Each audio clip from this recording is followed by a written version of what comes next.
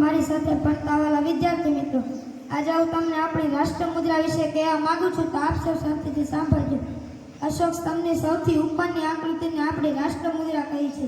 અશોક સ્તંભની ટોચે 4 સિંહોની આકૃતિ છે. એક તરફથી જોતા તે 3 જ સિંહ દેખાય છે.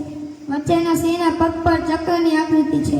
વડીલો તથા મારી શાળાના એસએમસી અધ્યક્ષ, મારી શાળાના આચાર્યશ્રી, શિક્ષકો તથા મારી સાથે ભણેલા વિદ્યાર્થીઓ, આજે હું તમને વીર ભગતસિંહ વિશે કહેવા માંગુ છું, તો આપ સૌ શાંતિથી સાંભળજો. વીર ભગતસિંહનું નામ લેતા જ આપણી અંદર એક પ્રકારની જુનૂની આવી જાય છે. સાચા દેશભક્ત છબી આપણી સામે આવી જાય છે. તે માત્ર 23 વર્ષની ઉંમરમાં જ શહીદ બની ગયા હતા. તેને આપણે સદીઓ સુધી ભૂલી શકીએ તેમ નથી.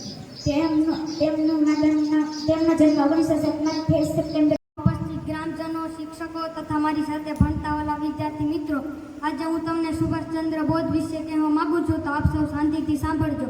સુભાષચંદ્ર બોઝનો જન્મ ઓડિશા રાજ્યના કટક શહેરમાં 23 જાન્યુઆરી 1897ના રોજ થયો હતો. તેમના પિતાનું નામ રાય બહાદુર જાનકીનાથ તથા માતાનું નામ પ્રભાવતી દેવી હતું. તેઓ માતા પિતાના 14 સંતાનમાં તેઓ 9મું સંતાન હતા. पिता प्रसिद्ध वकील था और माता धार्मिक गृहिणी. में उपस्थित सभी ग्रामजनों, वडीलों, शिक्षकों तथा मेरे प्रिय विद्यार्थी मित्रों, आज मैं आप सबको 15 अगस्त के बारे में कुछ कहना चाहती हूँ, तो आप सब शांति से सुनिएगा. 15 अगस्त भारत की आज़ादी का दिन है. यह दिन हमारा राष्ट्रीय त्यौहार है. आज़ादी के पहले भारत पर अंग्रेजों का शासन था. हमारे देश के लोगों ने आज़ादी के लिए अनेक आंदोलन किए, कुर्बानियाँ दी. आखिर 15 अगस्त 1947 के दिन हमारा भारत देश आज़ाद हुआ. तब से अपने देश पर अपना शासन शुरू हुआ.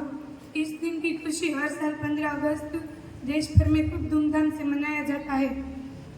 15 अगस्त के दिन Good morning everyone, respected principal, teachers, parents and my dear friends. At first I would like to wish you all happy Independence Day. Today I am speaking about Gujarat.